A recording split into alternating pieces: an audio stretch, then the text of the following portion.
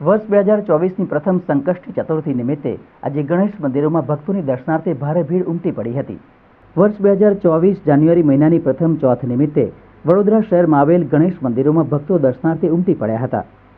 આ દિવસે જ્ઞાન, વિદ્યા અને જ્ઞાનના દાતા ભગવાન ગણપતિને સમર્પિત છે।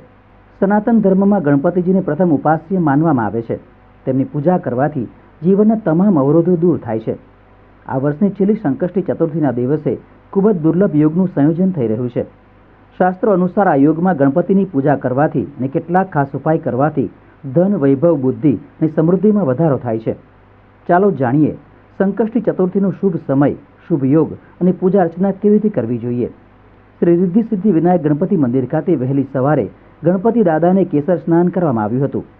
સાથે મંદિરમાં રાત્રે 9:30 કલાકે મહાઆરતીનું આયોજન કરવામાં આવ્યું છે। મંદિરના મહારાજે જણાવ્યું કે ભગવાન શ્રીરામની સ્થાપના થઈ રહી છે, તેવામાં સમગ્ર દેશમાં ભક્તિપૂર્ણ માહોલ જોવા મળી રહ્યો છે। આજે આપણે આ સોમવારના દિવસે સંકટ ચોથ છે અને આ વર્ષની 2024ની પહેલી ચોથ છે।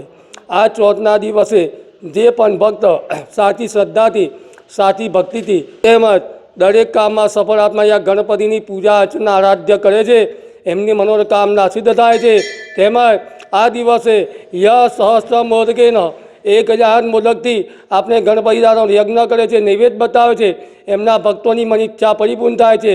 તેમજ આ દિવસે 1008 દૂર્વા પત્ર ચડાવવાથી ગણપતિ દાદા તરત પ્રસન્ન થાય છે।